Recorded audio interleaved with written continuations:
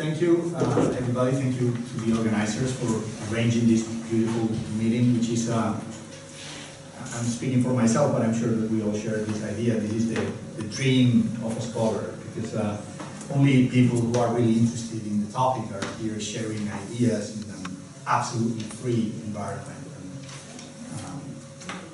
And, many of you have probably been at places like the Renaissance Society of America, which is a beautiful framework, but we're so many people and it's so difficult to meet and talk the way we've been discussing all kinds of things. I don't know how we ended up comparing Cromwell and Donald Trump, but all kind of ideas come to our minds. I think I know how we did that. I have to say that I'm also very glad to be with such a distinguished group of scholars, Morean scholars. I am not one of them, I have to tell you that right from the start. I'm working on my paper will be on economy in utopia, but I did not get to study economy in utopia from an interest in Thomas More. It's just the other way around. I've been studying and examining economy in the early modern period, 16th and 17th centuries, and that's how I got to Thomas More utopia.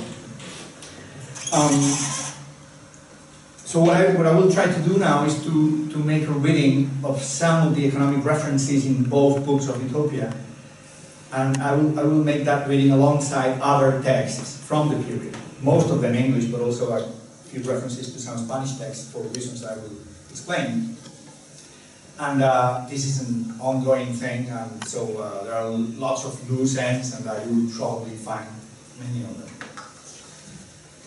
Thomas More's Utopia has been historically acknowledged by most scholars as a work openly expressing some concerns with economic issues, although these do not seem to have been as thoroughly and consistently examined as others. From a cursory look to different journals, we may see how few studies of specific economic aspects in Utopia there are in comparison to other aspects. To be sure, notions dealing with moral and religious attitudes, the social organization of a community, including legal and administrative concepts and processes, or the political role of kings and rulers, have been far more frequently studied and commented. Judging from the critical attention devoted to all these topics, one could conclude that to a certain extent at least, the economic characteristics of More's presentation of an ideal commonwealth are easy to grasp and unproblematic, or marginal and secondary, or both. However, any reader of Utopia cannot fail to notice that, as Jerry was saying, the economic issues are central to the work, because even the pretext for More's trip to Flanders, a trip we know that actually took place, was of an economic nature, a trade agreement as we were discussing in our lunch. But interestingly, More's approach to economy in his Utopia, when studied, has been alternatively considered to be an unsystematic and consequently irrelevant to the work as a whole, or coherent and clearly suggesting the persistence of a residual medieval economic episteme, or articulated around early modern mercantilism, inclined towards so-called early Christian communism, or suggesting More's championing of proto or early capitalistic practices.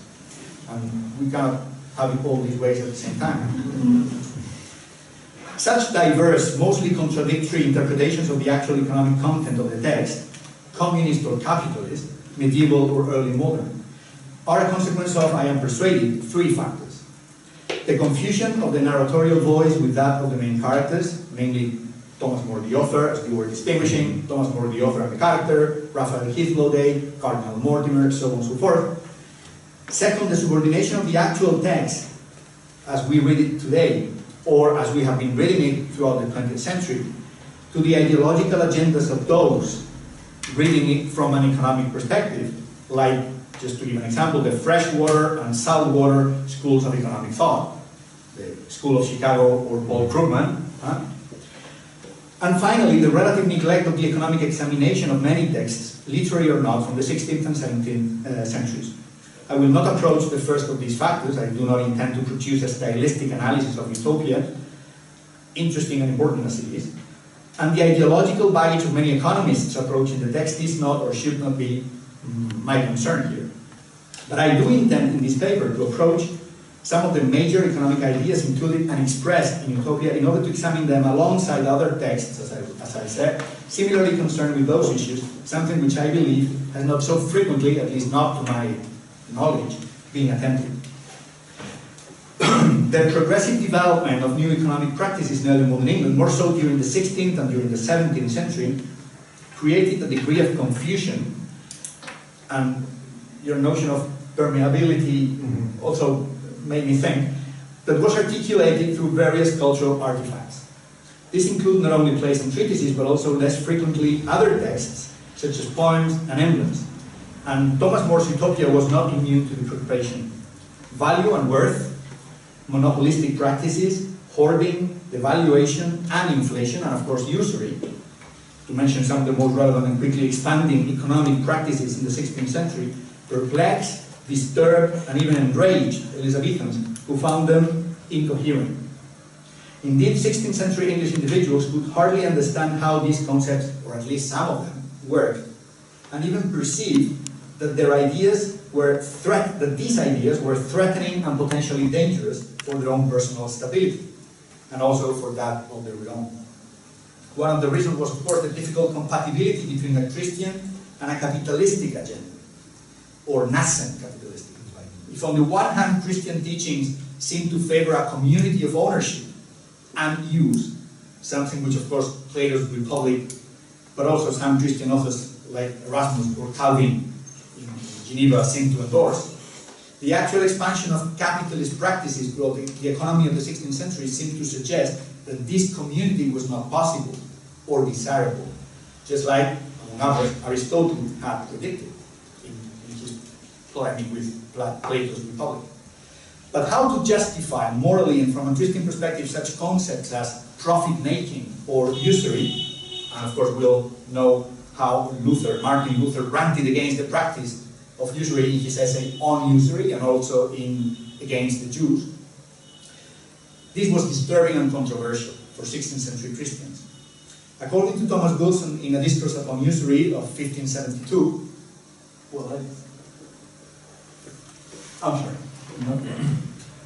according to Thomas Wilson's A Discourse upon Usury, 1572, usurers were marvelous, strange, and uncharitable.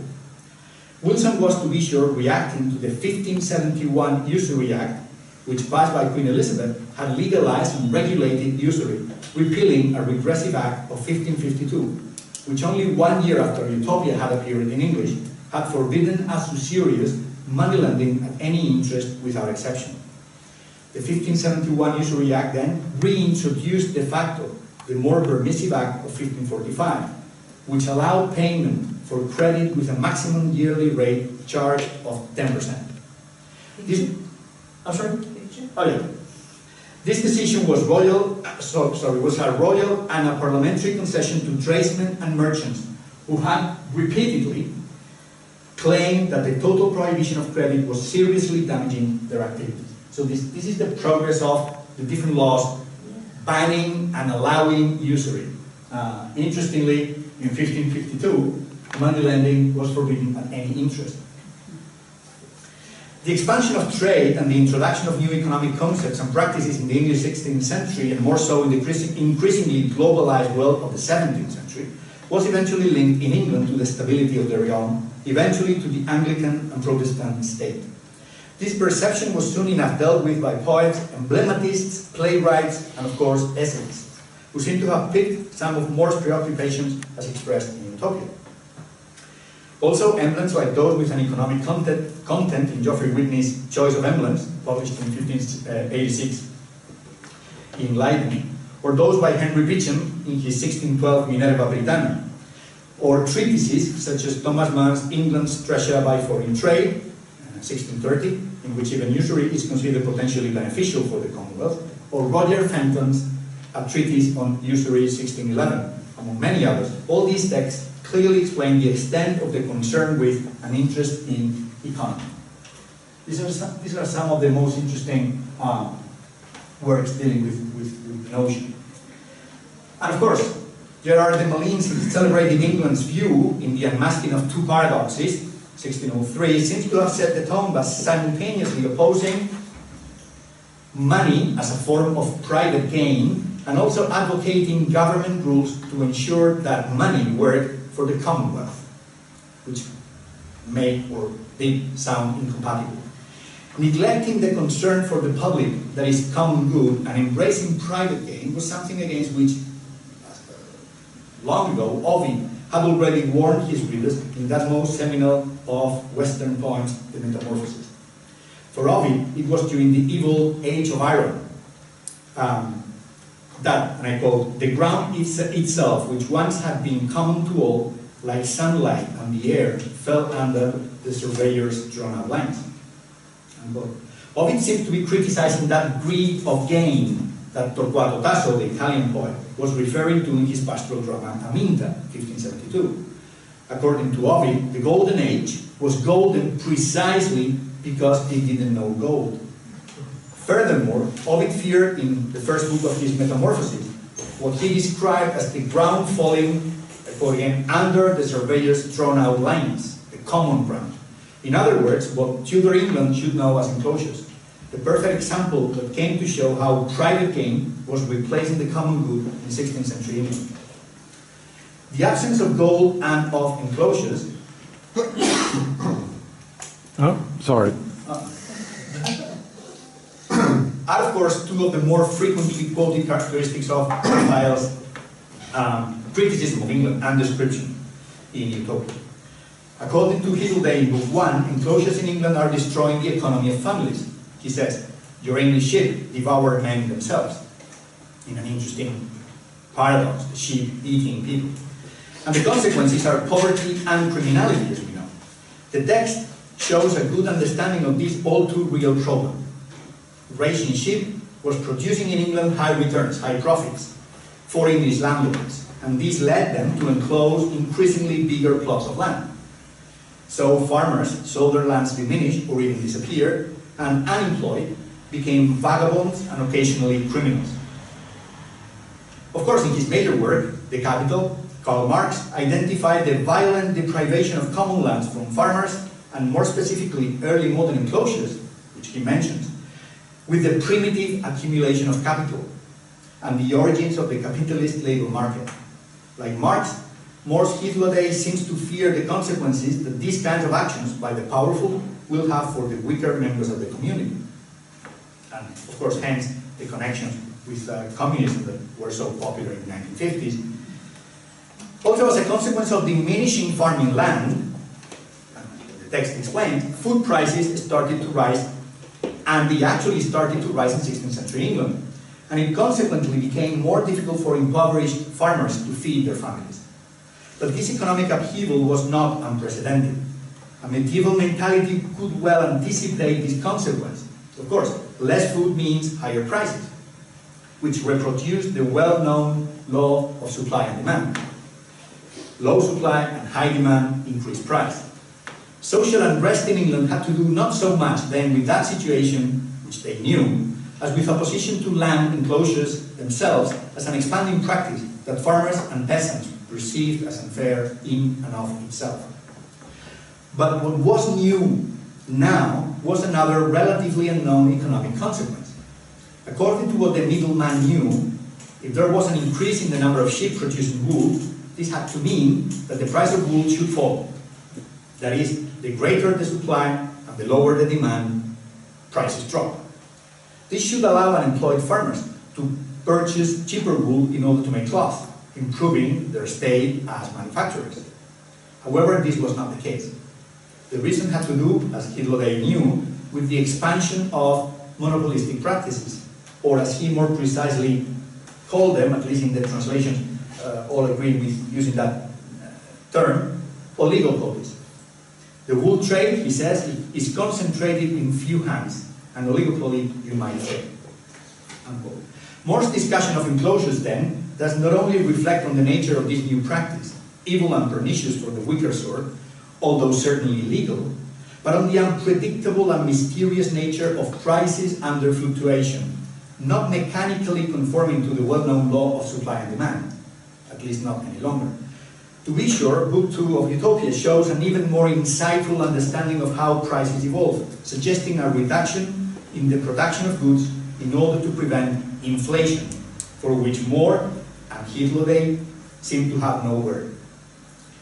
Edmund Spencer's De Fere Quine, published from 1590, elaborated in the middle of its idealized world of knights and dragons and princesses, we all know so well, a serious reflection on the new role of money and gold in global systems of exchange and commerce. And he was, of course, specifically thinking of England.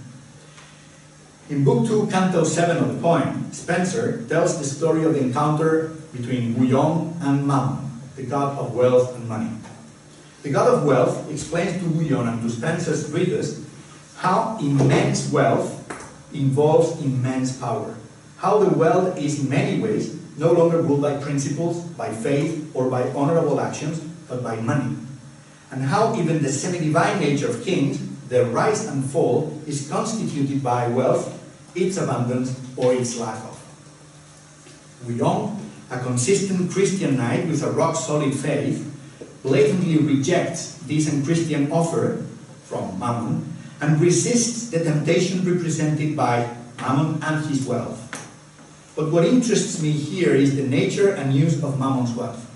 As it seems, Bouillon is surprised that this wealth is hidden from view and never used. What art thou, man, if man at all thou art? He says to Mammon, that here in desert hast thine inhabitants, and these rich heaps of wealth dost hide apart from the world's eye and from her bright usance. Of course, my emphasis. More's Hitler had already, a few decades earlier, expressed the exact same concern. In Book 1 of Utopia, he explains how the king of the Macarians, a people who live not far from the Utopians, we are informed, never keeps, and I quote, in his treasury at any one time more than 1,000 pounds of gold, or its equivalent in silver, as a barrier against any king heaping up so much money as to impoverish his people. Exactly what Mammon is doing. So hoarding, heaping up gold, amassing wealth, is exactly the opposite of what a capitalist economy needs, and already in the early 16th century it had become apparent for More that money had to be put to right usance, as Spencer's character expressed it. And hence the Macarians' restriction on the amount of gold their king, like Spencer's Mammon, can hoard. But if according to More's Utopia gold had to be put to good use, it should circulate, certainly one of the uses of, or usances utopians gave to gold should surprise readers of More. And probably we all know what I'm talking about. And I quote, chamber pots and stools are made of gold and silver in Utopia, we are told. Hitler explains in Book 2, even more shockingly, that, and I quote, the chains and heavy fetters of slaves are also made of these metals. So the chains and the fetters are made of gold. Leaving aside the economic implications of slave labor, which of course was a very important economic element in 16th century England, and with which I cannot deal in any detail here, we may consider one of the reasons behind such an extravagant use for gold, to which I will immediately return. English emblem books of the 16th and 17th centuries frequently passed an ambiguous judgment on the anti-acquisitive position derived from the writings of, among others, Virgil, Seneca, or Ovid, to which I briefly referred earlier. Among others, Geoffrey Whitney's 1586 Choice of Emblems, which was based on Andrea Alciato's Emblematum Liber of 1531, and from which it actually lifted actual emblems, included an emblem that interestingly captures, although in a different manner, More's idea of shackles made of gold. Emblem number 202 in Whitney's Choice of Emblems is entitled Aurea Compedes, golden shackles. And it is a direct reproduction of Alciato's 87th emblem in Aulicos, or against courtiers. And it has this pictura. The epigram, well, of course, there's no color, but I can guarantee they are golden shackles. And the epigram explains, and though that some prefer their bondage for their gains, and richly are adorned in silks and pressed with massive chains, yet many others live that are accounted wise, who liberty do chiefly choose, though clad in guns of Christ. And if I should be asked, which life doth please me best, I like the golden liberty, let golden bondage rest. Here Whitney introduces the perplexing perception that gold may allude to contradictory and even incompatible meanings, exemplified in the emblems concluding and opposing golden liberty and golden bondage. Significantly, and as we saw, More had already emphasized the latter, the use of gold literally to enchain people, devising a right use for gold as the evil substance binding men and preventing their proper moral development. This contradiction in the approach to gold is reproduced in relation to wealth and money. Both were in More's England similarly desired and condemned, since there was a strong perception that gold, and money specifically, had an ambiguous nature which made them fluctuate mysteriously, and also an awareness that value and worth were different things. As a matter of fact, utopian economics make it very clear that for them, gold has an intrinsic value, which is inferior to that of iron, we are told, but also we have face value, which is reserved for foreign trade or import, hence the permeability, the connection with the outer world. Hitler explains that utopians, and I quote, "Utopians take care that no one shall overvalue gold and silver, of which money is made, beyond what the metals themselves deserve." Deserve is the important word here. This allusion to deserve involves a whole economic theory.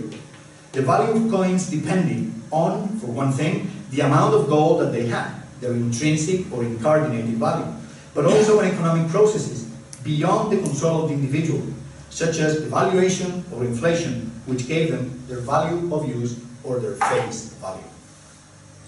This concern is more important than it may appear at first sight, and I am persuaded signals More's ambivalent attitude towards 16th century economic processes. In Spain, to which I will only briefly refer, which happened to be the wealthiest as well as the most inflationary economy in the Western world then, by the 16th century, scholars of Salamanca had already realized that geography, or space as they called it, and time affected the value of money, especially bullion currency and gold. In other words, value, as Hitler seems to grasp, is not an essential or intrinsic quality of coins, but is determined by exchange and, he says, human folly. The reason is that, disturbingly enough, gold and coins are not wealth in themselves, but commodities, their value depending on their scarcity or their abundance, and hence the importance of controlling in some way their stability and the unsettling nature of early modern money. This makes utopians prefer a money-less society. Utopian practices expose the absurdity of monetary policies through the contrast between intrinsic and face value, or the problematization of the value and consequently worth of bullion itself. Hitler provides an example of how those in power may tamper, may play with the stability of coins and money in order to engross the riches. Suppose the councillors of some other king are discussing various schemes for raising money to fill his treasury. One man recommends increasing the value of money when the king pays his debts, and devaluing it when he collects his revenues. Thus he can discharge a huge debt with a small payment, and collect a large sum when only a small one is due to him. Well, that's a possibility. That More's utopia was very clearly picturing one of the major concerns of those disturbed or worried with nascent capitalism may be clearly perceived from a variety of texts. I will mention just one, which, influenced by the school of Salamanca, and probably by More himself, instructed against monarchs altering the value of money and coins. The Jesuit Andrés Mendo, in his ample book Príncipe Perfecto y Ministros Ajustados, Documentos Políticos y Morales, published in 1657, dedicated emblems to economic issues. Among them, emblem 47, in which Mendo reproduces the image of a coin showing Emperor Constantinus kneeling, with the emblems inscriptio placed around the coin's edge. Monete probitas et veneratio, that is, excellence and veneration of money. Sorry, not so clear as I would like. But rather than suggesting, as it could look, a pagan worship of money, with the Emperor Constantinus kneeling before a coin, Mendel, like More, warns against those rulers who, like in Hitler Day example, try to interfere with the value of coins, which disturbs trade and also the kingdom. Mendel says, con el comercio se conserva la abundancia y para él es necesaria la buena ley en la moneda, which means through trade, plenty is kept, and it is for trade that no deviation from legal standard is required. Hence the reference to Constantinus, since the emblem stresses his legendarily wise monetary policy, which successfully confronted in Rome the same disease that was afflicting Spanish, and to a certain extent English, economy. That is, the price revolution, the so-called price revolution of the early 16th century, with Henry VIII's great debasement. Henry VIII, as you know, was nicknamed Copper Nose, because of he took away silver from the coins, he made them from copper, and the metal on his nose, which was more prominent, would go away, showing the copper behind the silver. It was a disaster. The Great Debasement was an absolute economic disaster. The subscriptio of Mendel's emblem explains how mandó labrar una moneda el emperador Constantino, alluding to how, by issuing his golden solidus, the coin that he created, Constantinus avoided tampering with money and coins and could successfully remedy the inflation that afflicted the empire since the times of Diocletian. Like in More's ideal state, the Commonwealth requires la bondad y estabilidad de la moneda, that is, the probity and the stability of currency, rather than monarchs playing or tampering with currency like King Henry did in the 1540s. To conclude, More's Utopia offers the reader, among so many other ideas, a serious reflection on economy in 16th century England. I'll just try to show a few of them. More was no economist, yet he was well aware of some of the major problems that England's society was confronting in economic terms. And his position was not that of a convinced capitalist, as some would like to think, or a residual medieval mind, or an advocator of communism. More's views show, I have tried to argue, the concerns and preoccupations of a man of the early 16th century, witnessing the expansion, the disturbing expansion, of early or nascent capitalism. Against enclosures and concerned with the instability of money, and disturbed by the paradoxical nature of gold, which he knew was necessary but also dangerous, More's Utopia seems to reproduce the well-known conflict between residual and dominant structures of feeling surrounding the evolution of capitalism in England and elsewhere, while pointing at the eventual emergence of the so-called disturbing new economy. Thank you.